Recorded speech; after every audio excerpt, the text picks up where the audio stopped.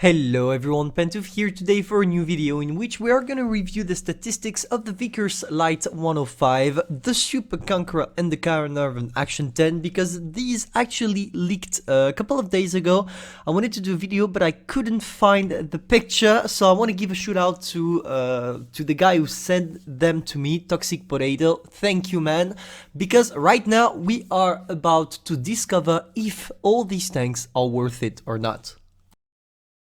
So, before starting about the characteristics itself, I want to remind you something. The Vickers Light, even if it shows that the tank is premium on these pictures, it's gonna be a researchable tank. That's because Wargaming, usually, when they are testing researchable tank, they put them in as premiums first in the game, but don't worry, Wargaming confirmed that the Vickers Light is gonna be a tier 10 researchable light British tank. So don't worry, don't spam the comment saying, hey Wargaming, fuck you, we wanted this to be researchable. It is gonna be researchable.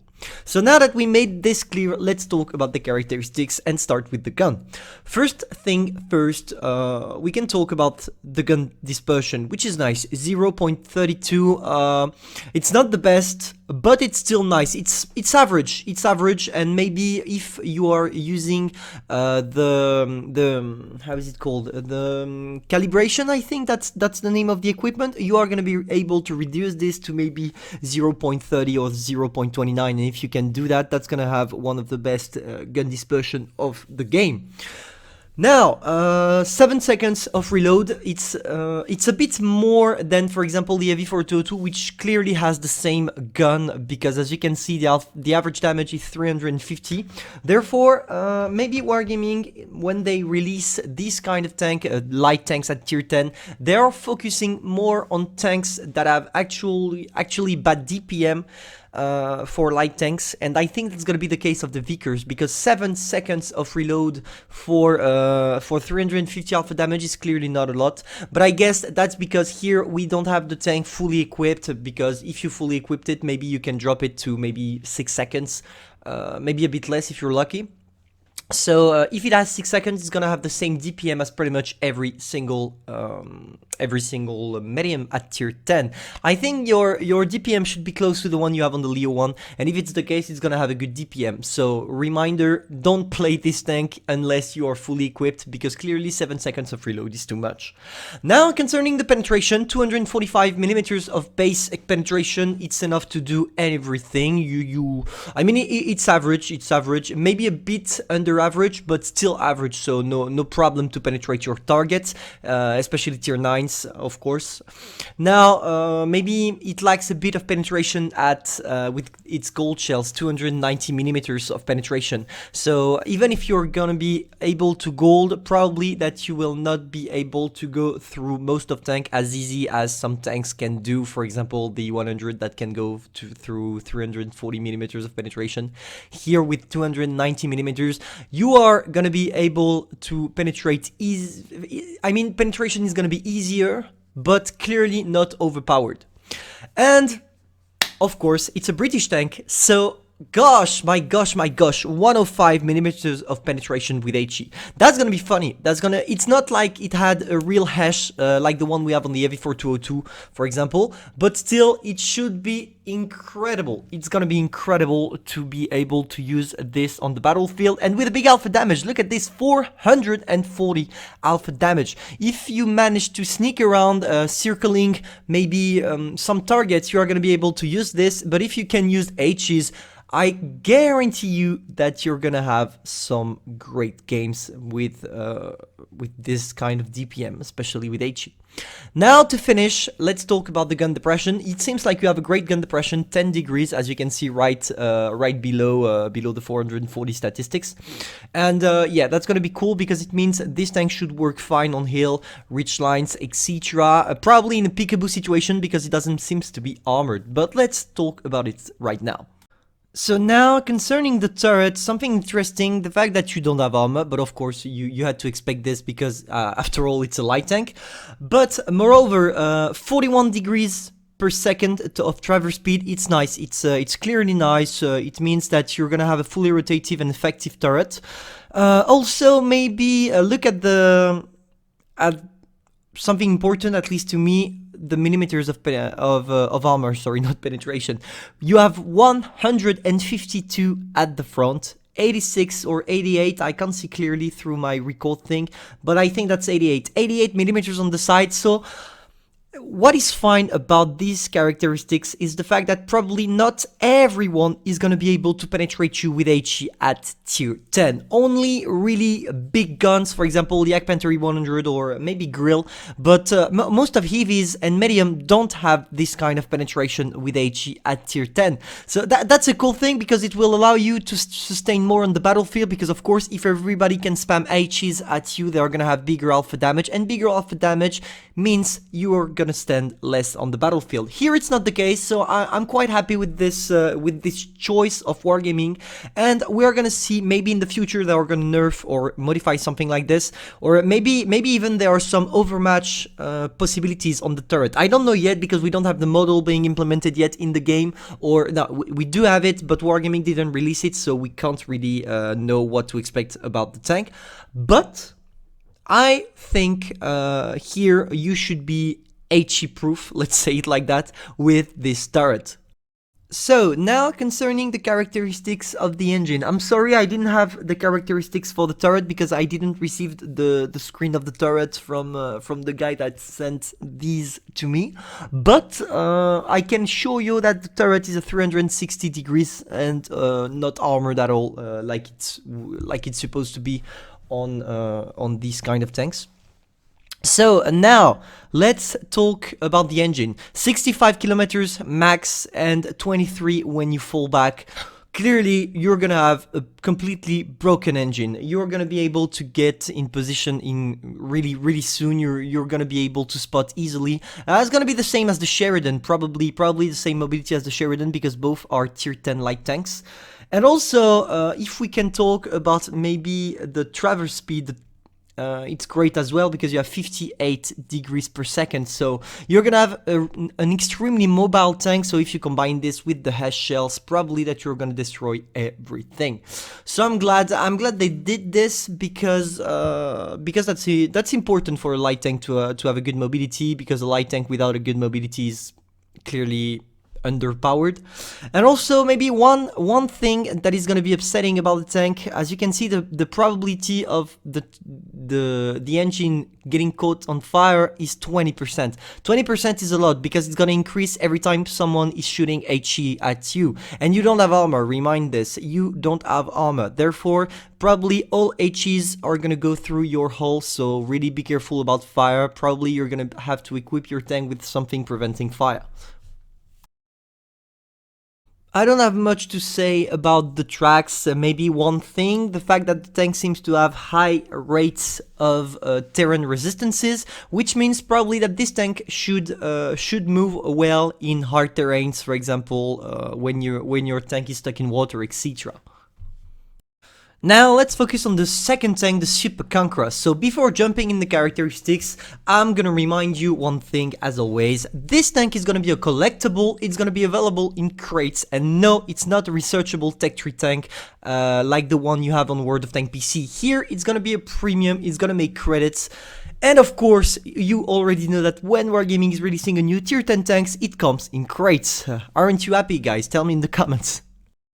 So now let's talk about the gun. As you can see, it seems to be the same as the one you have on the Heavy 215B, a 2.8 thousand DPM, which is quite amazing for a tier 10 tank. This tank should be clearly a beast concerning its DPM.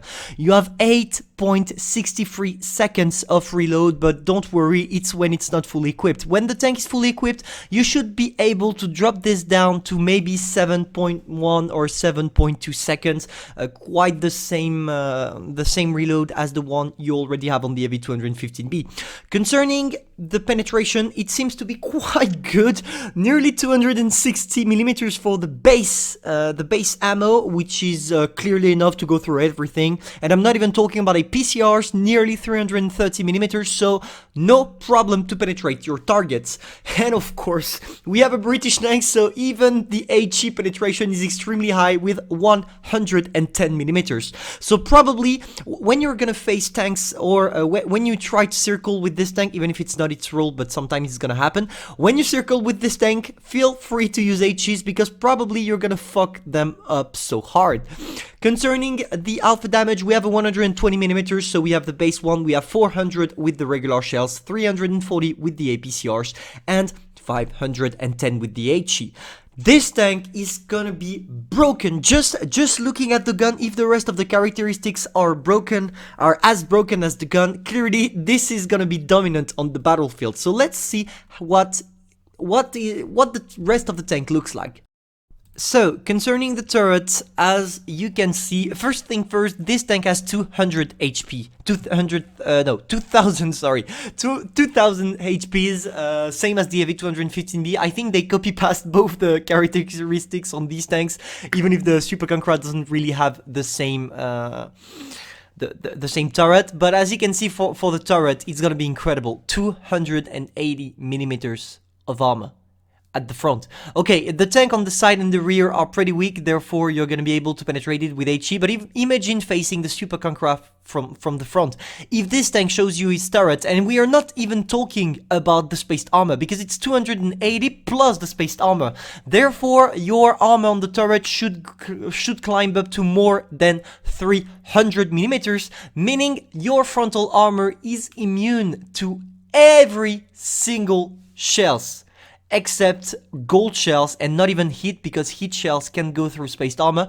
But yeah, the only one that could actually go through your turret are gonna be tanks having a PCRs as gold shells with more than 310mm of penetration. So yeah, clearly it makes this turret one of the strongest in the game. We're gonna have to wait for it to be completely released to know, but I guess it's still a Conqueror turret. Okay, on steroid, but it's still a Conqueror turret. So maybe we're gonna keep the weak spot on the top of the turret where you can shoot. Probably with a 120mm, it's gonna overmatch. But if you manage to go on the reach line, the fact that your tank is a bit on its back, it means that your weak spot on the turret is not gonna be shown, and of course if it's the case, you're gonna be invincible and destroy everything in hull down. So clearly this tank is made for hull down. Don't forget that. For everybody who's gonna get this tank, you need to play it full hull down. It's gonna be a beast. Now maybe one downside concerning the tank, and it's its engine, because of course on British tanks the main weakness is the engine. As you can see, same as the Vickers, 20% chances of getting caught in fire when you shoot the engine, but the main thing is 36 kilometers max. 36 kilometers max is not a lot, therefore it's gonna be a slow tank. So maybe with this tank you should pay attention on which side you're going on, because when you're on this side, probably you will not have any chances to get back if your team is getting destroyed, etc. When you choose a side with this tank, you need to be sure of you, and you need to be sure to face enemies, because if you messed up, you are gonna have a hard time joining back your team. So that was the first thing. Also we can talk about maybe the turret traverse speed, 27 degrees. Not the best, but not the worst. It's average. It's average for a super heavy tank. So I think you should. The main thing about this tank is, of course, the DPM, but despite the DPM, maybe the fact that it's heavily armored, and all heavily armored tanks are clearly not mobile, because if it was the case, it would be broken. So, yeah, that's it. With 950 horsepower, when you see this kind of horsepower having only 36 kilometers per hour, it means that clearly this tank is heavily armored. So, yeah, probably a downside would be the mobility.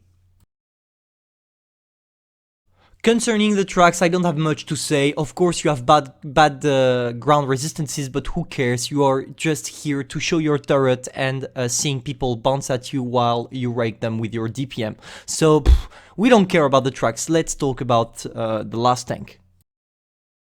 This is again a British tank, Caernarvon Action X. We already talked about it on the channel. It's gonna be like a Super Conqueror, but at tier 8 and based on the Caernarvon, the already existing tank. Here it's a premium, so of course not a researchable, and it's gonna be available in the game pretty soon, because the loading screen of the game is actually the Caernarvon Action X, meaning Wargaming is gonna release it this update. So let's see what it has inside. So, the first thing first, the gun, which is amazing on this tank. Look at this, you have a great gun depression, 0.30, you have a great DPM, 2.4 thousand, you nearly have the same DPM as a tier 10 tank, for example, the Sheridan that has quite the same. 4.8 seconds of reload. Of course, when you equip it and stuff, it's gonna drop out to maybe 3.9 seconds. And if it's the case, oh my gosh, you're gonna be indestructible. Of course, you have a great penetration, 226 millimeters with regular, 258 millimeters with gold, and 42 with HE. You're probably not gonna use HEs on this tank, but who cares? Maybe the main problem with this one is that the alpha damage is extremely low, with only 190. Not a lot. Clearly not a lot, but I mean, it changed. It's cool because it's gonna change a bit the gameplay you usually have with your heavies at tier 8, because we are all used to having 400 millimeters, 400 alpha damage, or maybe 440 sometimes. So yeah, that's nice. 160 with APCRs and 250 with HEs that you're probably not gonna use. And of course, if we talk about the gun depression, we see that this tank is clearly made for all down and stuff, because we have 10 degrees of gun depression and 20 degrees of gun elevation. Elevation we don't care, but depression, it's important. 10 degrees is a lot, so this tank should be effective on pretty much every kind of terrains, which is a nice point to add. Now, concerning the turret and of course the HPs, you have 1.6k HP, so you are in the average kind of medium thing. You have a great turret. Look at this, 254 millimeters of armor plus the spaced armor, because of course when you count the 254 millimeters of armor, you don't count the spaced armor, so you probably can reach up to maybe 270 280 millimeters of penetration, which means you are immune to pretty much every single tier 8 gold shells. Wow, that's gonna be incredible. That's gonna be incredible, but I guess to counter that, Wargaming is probably gonna add some weak spot on the turret, the top of the turret, the same they did with the Super Conqueror, for example. So 254 at front, 152 millimeters on the side, and 95 millimeters at the rear. So with this tank, you just show your frontal turret to your opponents, and you don't turn your turret unless you have to. But because if you turn it, it's gonna be butter for tier 8s and tier 9s. So yeah, really be careful about that. But it's still a great turret, let's not lie. The turret traverse speed 37.55, it's great because it means that the tank should react fast on the battlefield, and I don't have much to say about it. I think that's all, and it's enough for that.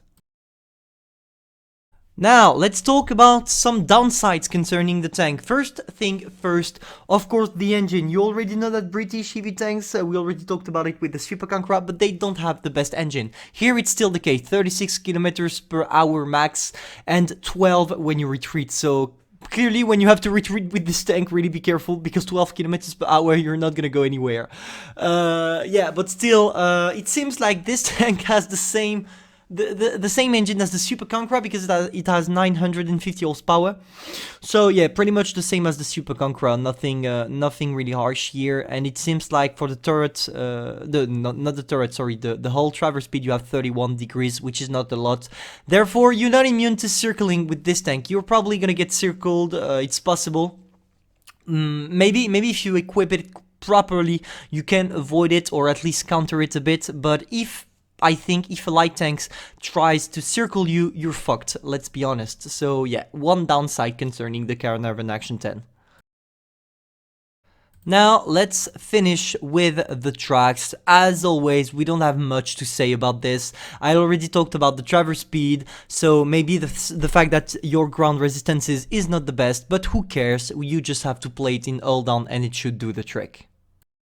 So let's sum up a bit what are the pros and the cons of each tanks for you to know if you're interested in them or not. If we talk about the Vickers Light 105, you're gonna have an extremely good mobility, an extremely good gun, and an extremely good tank for spotting in general. That's logic, that's a light tank. Concerning the Super Conqueror, you're gonna have an amazing armor, an amazing gun, and of course an amazing gun in general when you have to be all down and stuff. So clearly a beast. This tank is going to be a beast. I'm really looking forward to get this, even if it's going to come in crates. Therefore, we're going to have to spend, unfortunately. But yeah, Super Conqueror, it's definitely my go-to here. And finally, concerning the Caernarvon Action 10, it's going to be the same as the Conqueror, but at tier 8. You're going to have an amazing armor. Of course, an amazing gun concerning the DPM, but maybe it's not gonna afraid a lot of people because of your 190 alpha damage. But still, just be careful with this one. You have, and for the Super Conqueror as well, just watch out for your weak spot at the top of the tank and you should be fine. Hope you enjoyed this little review of all the tanks coming. If you enjoyed, feel free to subscribe, like and share. If you have any questions, feel free to ask them in the comments. I'll try to answer. Don't forget that you're not here to be better but to be the best. Pantoufleee, over.